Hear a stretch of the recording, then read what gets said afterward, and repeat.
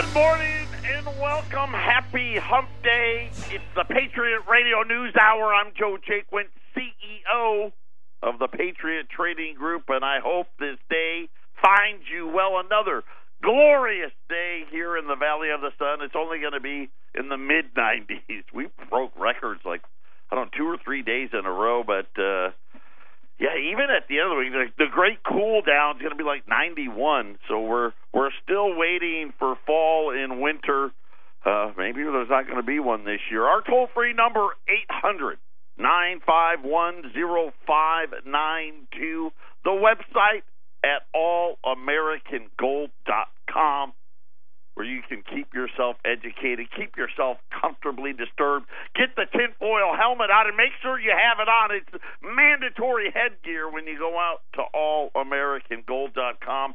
A lot going on today. The Dow was up big yesterday, down big today, as just crazy economic reports that make no sense. We had contradictions, Republicans saying, yeah, no, your 401k, no, we're going to be touching it. We got all of that for you. More restaurants closing. Now, whoever thought, I never thought when I first started doing this show that I would be talking about restaurant closing. I mean, really.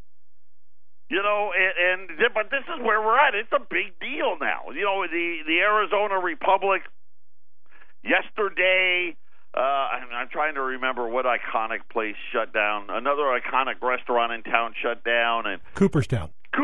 Thank you, Ramon. It was Cooperstown yesterday in the paper. Today they got the Z Tejas article. I guess they had 5 restaurants here. They're closing 3 out of the 5, probably just a matter of time before the other 2 go. And then one of the boom areas in this town, 7th Street.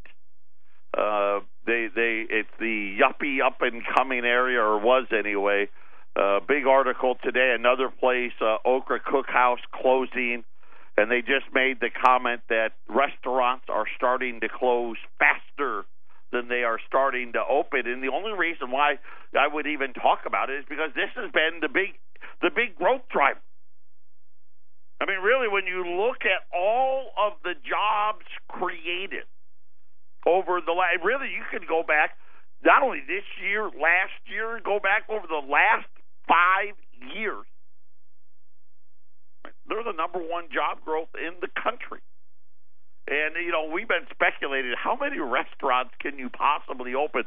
I think we may have found out, right? Just like anything good in America, they love to overdo things, and I think we may have finally hit it. But that's not what's driving the Dow.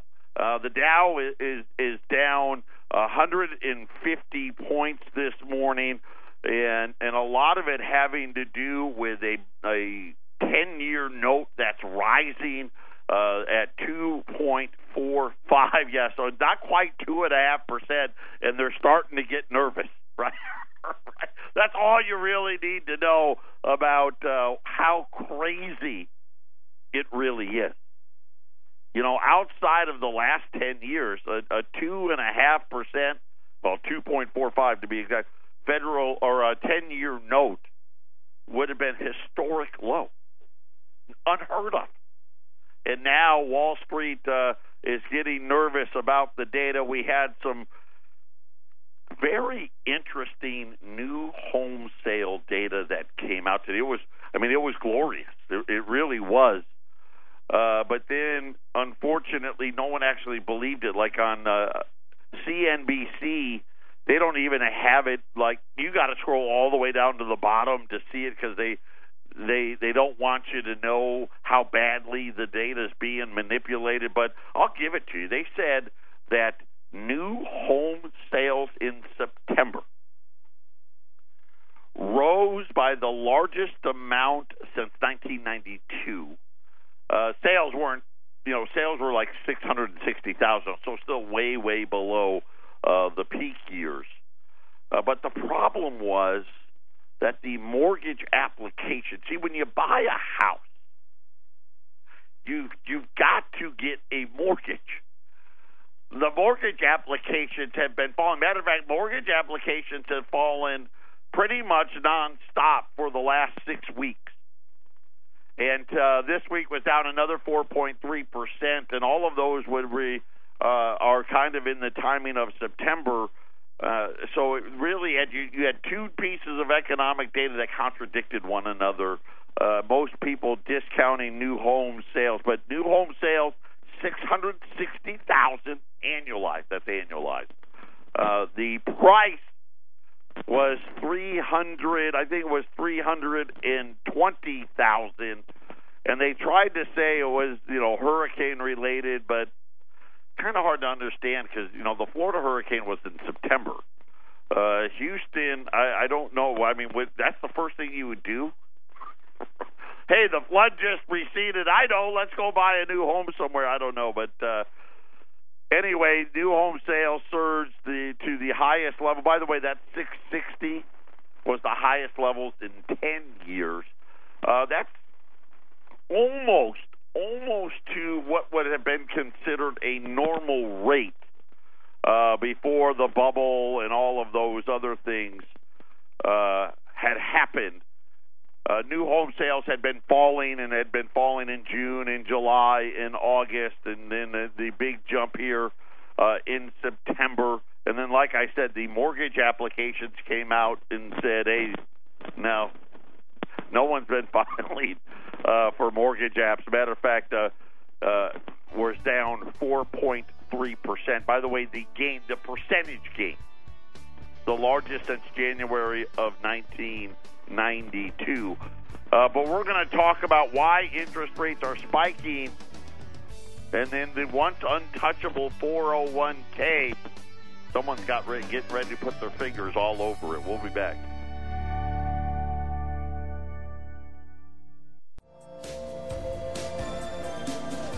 $800-951-0592. That is our toll-free number. Gold's up right now. Just went positive. Gold's up $1 now, $1,276.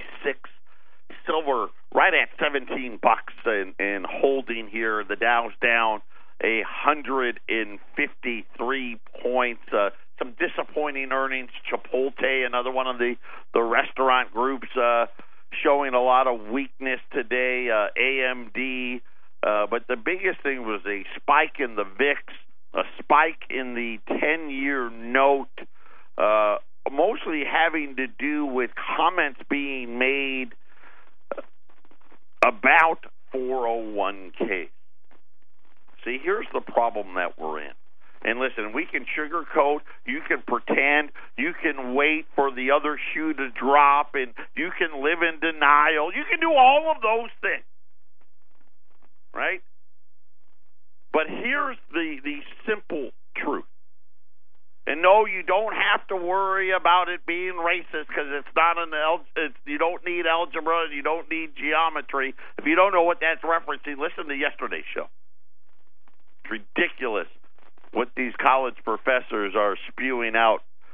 But neither here nor there, we have a huge problem. And I wish it wasn't. A lot of times, when you do what I do, and you see all of these data points and so many things that you just, the show's only an hour, you just can't get to everything. Like yesterday, we didn't get to the collapse in the Manhattan real estate market. Of course, you don't hear about it. And you look at all of these data points, and whether it's coming out of the BLS, whether it's coming out of the Federal Reserve, or whether it's survey data, you get it from everywhere. And I guess one of the advantages of the web now is you can access this data pretty simply. And you see the massaging of the data, and you see the people that really come out and try to mislead. I mean, that's really I've taken to the point now where it's gotten to the point of ridiculousness. That's what was it, The old skateboarder guy. He does that show Ridiculousness, and they show the clips of those, of people doing dumb stuff and basically people falling or getting hurt or any of those things. And, we all laugh about it. It's actually a pretty funny show if you've never seen it. But that's really what's happening today. And, the only ones that end up getting hurt is you and I, right? The American citizen. And we talked yesterday about how they're trying to come up with a way to pay for these tax cuts for the big corporations. And of course, I'm the only one, at least that I've seen. I'm sure there's others telling you that this is nothing more than another giveaway to the wealthy. And it just really, really, truly is. Because it's really a giveaway to corporations who we already know what they're going to do. They're going to buy back their own stock. And they make this big deal about, we're just not competitive with our taxes. And they quote the 35% number and all of those things. Let me tell you what they don't talk about. Nobody in the whole world has, even though our infrastructure is falling apart, has a better infrastructure than we do. Our ports are better. Our power grid is better. Our roads are better. We have it all set up. It's easier to do. Our energy efficiency with natural gas is superior to any of those in the world. The protections that we offer corporations is better than anybody in the world. It's all just, they and I don't want to say they make it up, but they do. And really, we could limit what these countries do by passing laws, but we don't want to do that. What we want to do instead is try to pretend if somehow we give more money to the stock market that your life's going to be better. But it just really doesn't work that way. Really what it does is it provides more money to the people that hold assets. So if you're out there and the only asset you have is your house and maybe a small retirement, you don't have a lot of assets. And then they're trying to think of a way to pay for it. And remember the other day I told you, there's only really two places where there's any money. And by money, I mean big amounts of money, trillions of dollars. Right? And that's the money that sits in banks, right, where we write checks and pay our bills. And then the money that's in your retirement account. That's it. Can't really go after the money that's in the bank because they already did that, right? The Federal Reserve took care of that for them, right? What them not paying interest essentially said to everybody out there, listen, you holding money in your bank account is foolish. Right? And listen, by their own admission, that was the point. The point of bringing the interest rate down was to try to force you to spend your money. Right? It's a way of devaluation. Then you go into your retirement money. And remember, just this year went into law the money that the SEC regulates over money markets and IRAs and 401ks, where they now have a system in place where at any time, and we don't, what the funny thing is, it's not like there was some hard and fast rules. They can decide to do one of two things. If you want to sell, now it's not buying. Now, the rule is only for when you're selling, okay? You can put as much money as you want in there, but if you want to actually take some off the table, right now you could call your broker, right? And I don't even know if you have to do that anymore. You can fill out some paperwork. Most of the companies, like here, we do IRAs here all the time, precious metals IRAs. Most of the paperwork can be done electronically. You got to sign on the dotted line here, sign on the dotted line there, and presto. But at any time, they can do one of two things. They can impose a penalty. So let's just say things started to get a little rough. What they're worried about is liquidity. And the reason why they're worried about liquidity is because of the amount of debt that is being supported by these retirement accounts.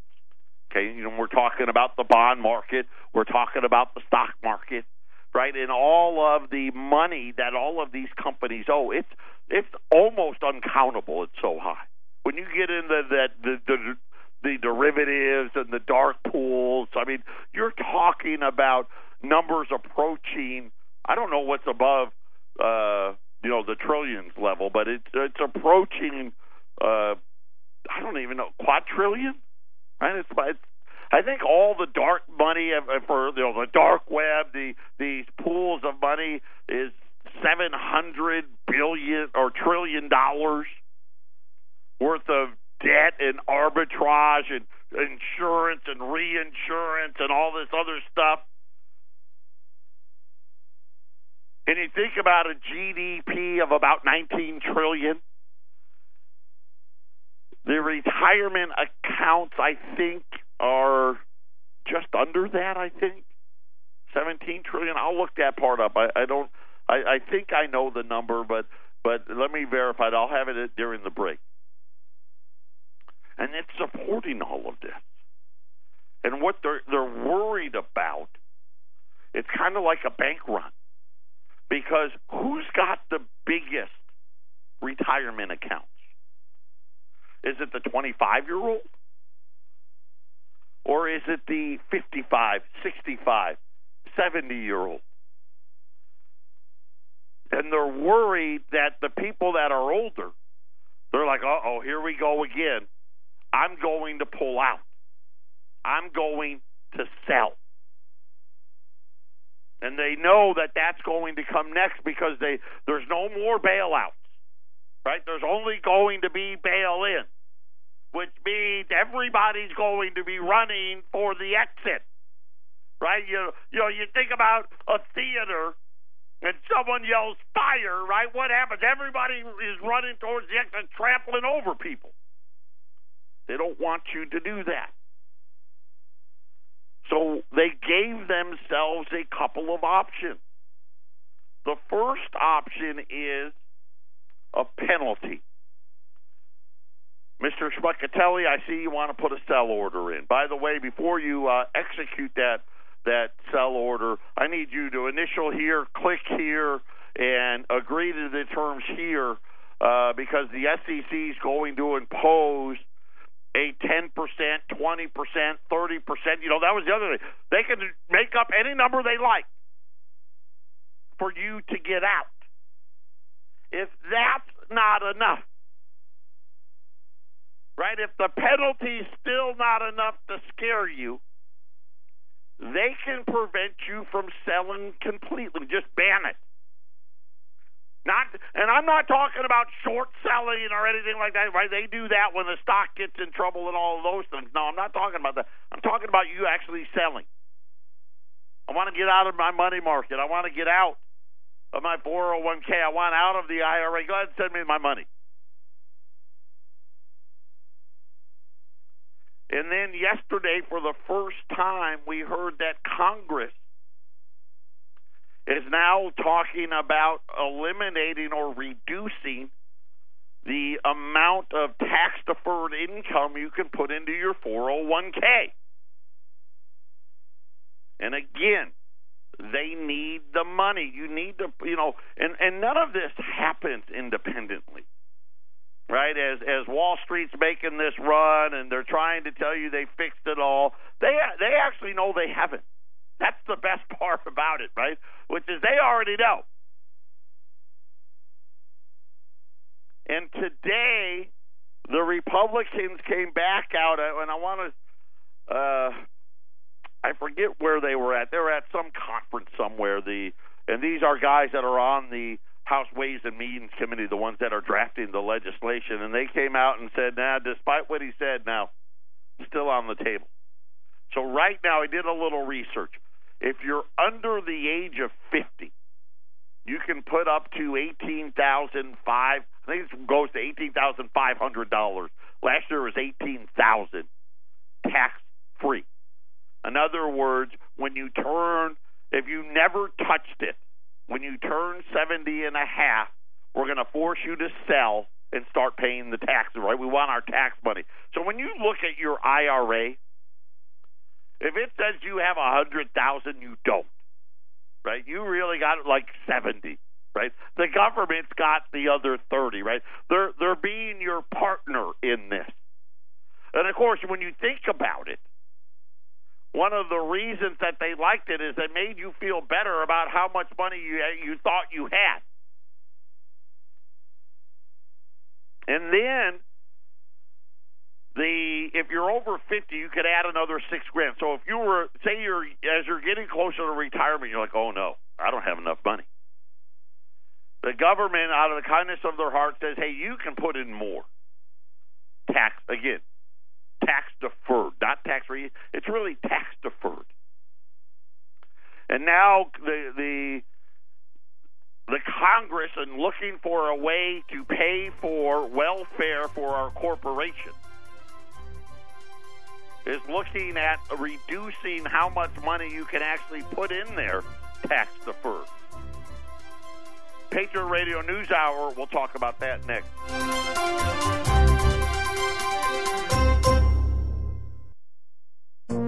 This is the Phyllis Schlafly Report, a daily broadcast from Phyllis Schlafly Eagles, and we're upholding the legacy of Phyllis Schlafly, a constitutional attorney and articulate voice for traditional values for more than 70 years.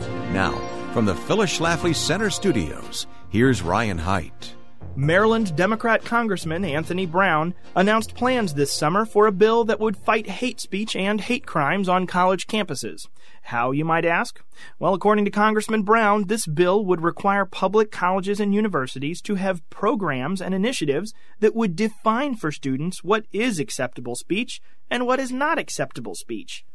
To take away any excuse, Brown added, for institutions to not implement these new programs, the government would give out grants and also withhold federal funds. That's right, this proposal would call for withholding federal funds from any public college or university that has not proven to the Secretary of Education that it has, quote, adopted and implemented a program to prevent and adequately respond to hate crimes. Not that many months ago, Democrats cried foul at Trump's threat to pull funding from UC Berkeley over rioting. Congressman Brown discussed this new proposal during a talk at the University of Maryland, which supports these new regulations. UMD President Wallace Lowe claimed that fighting words and rhetoric that might incite violence are incorrectly protected by past Supreme Court rulings. The problem, in my view, Lowe said, is that the term fighting words has been interpreted so narrowly it has to be an immediate threat of violence. Lowe also said that over the course of this coming school year, school officials will review policies regarding hate speech and possibly institute punishments for such speech. UMD college Republicans, however, aren't letting this discussion be one-sided. Steve Clark, president of the UMD CRs, said that silencing supposed hate speech often leads to silencing someone simply because of their politics. Clark noted, the term hate speech is very broad, and if this bill were to pass, it could lead down a slippery slope where the majority gets to control the speech of the minority. He continued, the government should never have the power to silence speech, even speech that is widely condemned. The answer to combating hate speech is to fight back with more speech. This has been the Phyllis Schlafly Report from Phyllis Schlafly Eagles. Do you have a college-bound son or daughter? Do you care about the next generation? At phyllisschlafly.com, we expose the liberal agenda and anti-Christian mindset found on most college campuses and help equip conservative students to stand up for their beliefs. Visit us at phyllisschlafly.com and join us again next time for the Phyllis Schlafly Report.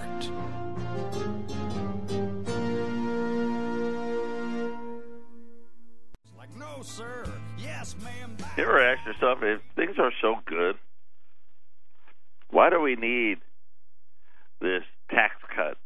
If things are so good, why are they talking about going after our 401k? Why are they restricting our ability to really freedom when you think about it? It's your money. Well, see, that's kind of the rub, right? It's really not your money. And I've been educating all of you on that. But now, wait, I can't sell if I want to. You can now. But, that's only if something really bad happens. And, they never think anything really bad's going to happen, so it's okay. But yet they wrote the law anyway, right? Because, right, they really don't. Yeah, bad things are really going to happen. So my mom's in town.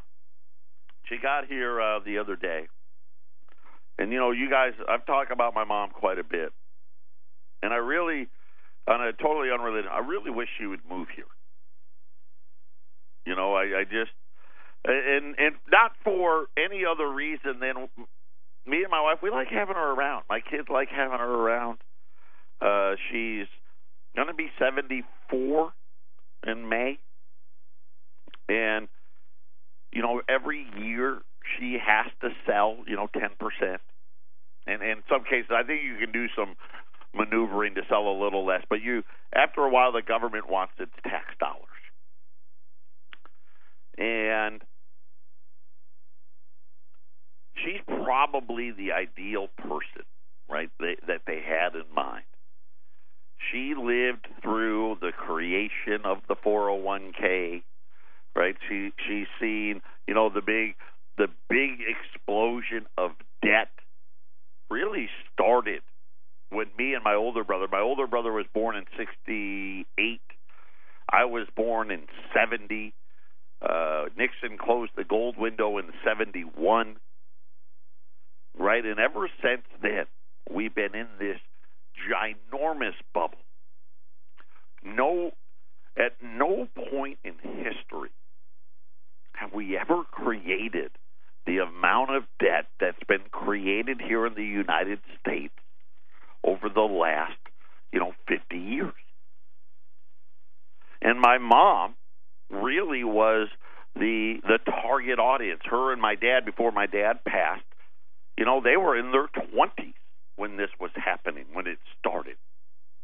The 401k came into existence in their 30s because it didn't exist. My mom can tell you a story about how, we didn't have a credit card, right? When your brother and you were born, we didn't have a credit card. That was brand new. Credit cards, people started getting them in the 70s, and really by the 80s, right, it really had gained prevalence. And talking about, I'd have to ask her, I wonder how much the first house we lived in was in Syracuse on Boston Street. I don't remember that house. I wasn't old enough. We moved into our house in Jamesville. I'll find out from her. I'll ask her. I'll bring it tomorrow. What our first house that I remember us living in, the house I grew up in, how much it cost. But now they're talking about, hey, we've got a problem, right? We need to try to get the economy going, right? Which tells you really about how strong it really is. It's not. And the only way they can come up with is to create debt. Now, the problem is, and I've tried to explain it, I'm not blaming anybody. But if you wanted to give it just to the American workers, a lot of them don't pay federal income tax. Now, that's different than payroll tax and all the rest. We've done that. But there's not enough money there, right? There's just not. And there's only a few places where money is. And yesterday, the president came out on the reports about the 401k stuff, and I think Trump is going to learn this. What? No, I'm telling everybody I'm giving middle-class tax cuts, and now you guys are going to come back and undermine me, and that's how it works.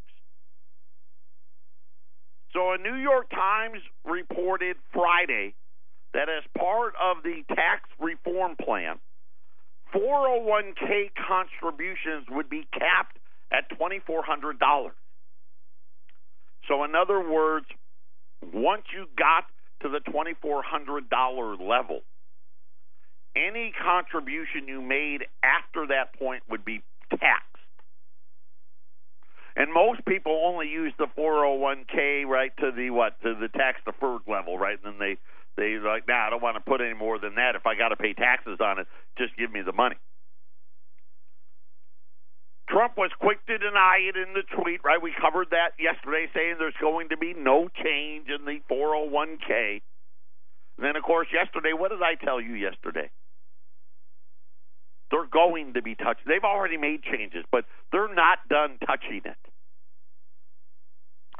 That appears now to not be the case because NBC and the Wall Street Journal, they're both reporting that Republicans are still weighing adjustments to the 401k program, according to the chief on the House Tax Writing Committee, contradicting Donald Trump's statement. They were speaking at the Christian Science Monitor breakfast, so that's where they were. When House Ways and Means Chairman Kevin Brady, so he's the head guy, declined to rule out changes to the 401k when asked whether Trump's position had killed the idea. His comments, "We think in tax reform we can create incentives for Americans to save money and hopefully save money sooner." Maybe they're going to just go after the people that are 50 and older. I don't know. "We are exploring a number of ideas in those areas." While he did not offer details, he said that discussions are continuing with the president on the topic. And really, here's what the problem is. What the president wants, it's not going to add $1.5 trillion to that, right? You hear that number. Some say $2.5 trillion. It's going to add way more than that. We're probably talking about a number over a 10-year period that's going to be north of $3, maybe $4 trillion additional money. And remember what Goldman Sachs came out with? Yes, listen, all of this works together. All of a sudden now the 10-year note's starting to spike. The dollar's actually down today, but yet the 10-year note's rising. Because remember what I said, how can you finance $40 trillion and give people no rate of return? That's what Goldman Sachs was asking yesterday. And now the Republicans on the House Ways and Means Committee, they actually know what the real numbers are. They're scared to death. Patriot Radio News Hour. So I was talking about my mom. Can you imagine as the next sign of a weakness in this bubble that's been created over her whole lifetime? Not her whole lifetime, since she's in her 20s. And she decides, because, she's older, 74, 75. You know what? Enough of this. I'm just going to sell out. I'm going to put my money in the bank, and I don't want to be in the debt market anymore. I want out. And then they tell her no. And that's what's going to happen. And it's not guessing. It's just what's going to happen. Why? Because I know how to do math. And then you actually look at what's happening. I know we love to read the tweets, right? And we turn on whether it's Fox or CNN, and they all hate each other, and Jeff Blake's going to quit because it got hard, and Donald Trump was mean to him. And all the other distractions. The reality is something far, far different. We don't know how to pay for it. They had a budget that exceeds $4 trillion. It's incredible. The whole economy is only 19. That's how big the federal government has gotten. Almost every single state in the union underfunds their pensions and have been doing it for decades. And all the bills are starting to come due. Now they're saying, hey, you know what? No more tax-deferred 401. I think in the next 5 to 10 years, that's probably going to be the case. Maybe a little bit. Maybe they'll keep the $2,400. But if you're only going to let $2,400, why not just make it all taxed? They need to generate revenue. Right? This is what got Donald so worried. First, they wanted to get rid of the state deductions. Then they found out, wait a minute, there's all of these states where the state, without the deductions, it would be a tax increase. The Illinois legislature's in recession, or in recess right now. They're on break. I'm only bringing this up because, listen, this is how big the problem is getting. You can sit there and like I said, you can ignore it.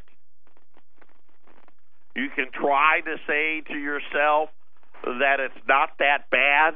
It's going to be okay, or maybe my neighbor's in trouble, but somehow I'm going to be okay, or you know what? I'm going to wait for the shoe to drop and then I'll do something.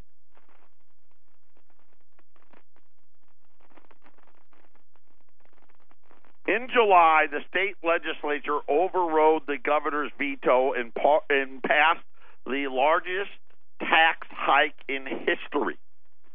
The hike raised individual rates to 4.95%. Right, this is part of the taxes that we talk about that you could write off on your federal taxes that they wanted to get rid of. From 3.75 to 5, so a healthy jump there. They raised it on businesses as well. But here's something that I didn't know they did. The Illinois General Assembly is back in session next week. Then they're already talking about raising taxes again. And they're going to have to do it by next year. Right? They can go 1 year. They can't go 2. That's how broke they are. Now they're discussing increasing the gas tax. Lawmakers haven't revealed a number yet, but the word being thrown around is a 30-cent increase in the gas tax in the state of Illinois. And I only bring that up, by the way, Dow's down 182. I just clicked on it. But the only reason why I bring it up is the federal government at least has a printing press, right? So when we talk about $40 trillion, I mean, it's worthless, and then the dollar's going to get destroyed. But they can just keep printing the money regardless of how worthless it is. The states can't do that. We're a couple of weeks away, I think, from Hartford, Connecticut filing for bankruptcy, right? It's Hartford, Connecticut. Illinois, Chicago, California, right? The pensions like Dallas and all of these, they're blowing up everywhere. Kentucky. And all of these things need to be paid for. For the states and the city, there's only one way to do it.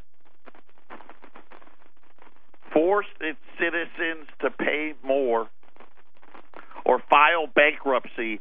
And you know what? We could probably get away with Hartford, right? We could get away with them filing for bankruptcy.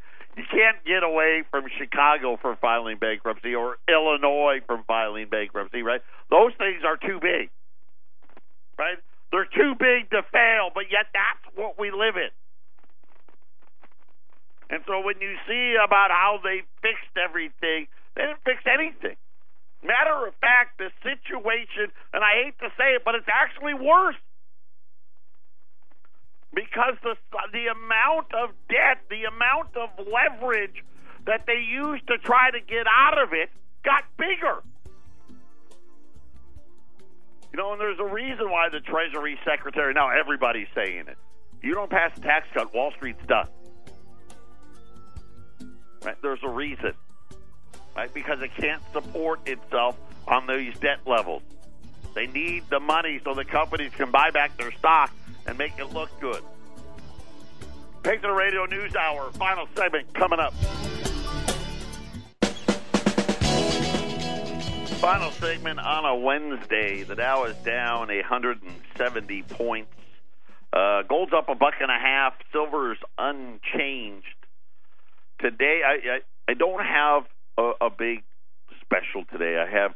I bought 20 St. Gaudens yesterday in North Carolina. I only have 20 of them. They're $1,295, but I only have 20. I don't have 21 or 25. 20 of them. So I mean, you're saving like $35 a coin, which is just fantastic. U.S. $20 St. Gaudens, $1,295. Gold's $1,276. So just a great opportunity here to continue to get prepared. And the sad part is you're going to have to get prepared a lot sooner. So we're not going to make it to 2020. And the fake debt is going to surpass $1 trillion. Right? It was $666 billion. Yeah, I know. Such a bad number. I mean, they make that number up anyway. Couldn't they have just gone 667 or 665? Right? I mean, honestly. But we're not even going to get there.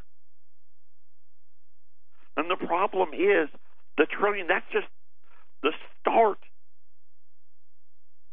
By 2027, in 10 years, no matter what, and listen, this isn't bad, okay? I'm not saying we're going to go into this horrible recession. I'm not saying we're going to war with North Korea.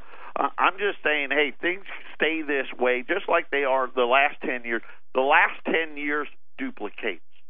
Okay, so we do the same thing, which is a whole lot of nothing. We pretend that we're doing better, but really the only thing that's happened is the debt keeps getting bigger. That number is going to be $2 trillion a year, every year. And that's still not the whole number. And when you start to understand how are we going to pay for it, how are we going to finance it, the answer is really going to be simple. There's only two places where your money still is: your bank account and your savings, your retirement account. Listen, and they've already got their fingerprints on your retirement accounts, and now they're getting ready to put their whole hand on it. And by the time they're done, they're going to have it all. And that's why, you know, it's a simple thing you're doing. I'm going to take some of what I've worked so hard for, and I'm going to put it into gold. I'm going to put it into silver. I'm going to be the only one that knows where it's at, but I'm just going to have some of it outside of this debt bubble. Because the only way for the bubble to keep going is for the government to continue to grab at your money. Right? In Illinois, a 30-cent hike in gas tax. That's not enough. Right? They just raised property taxes to 5%. And now they're saying, oh, guess what? Well, we got to get ready for the next one. And it's not just, and I just use them as the example. They're all racing to it.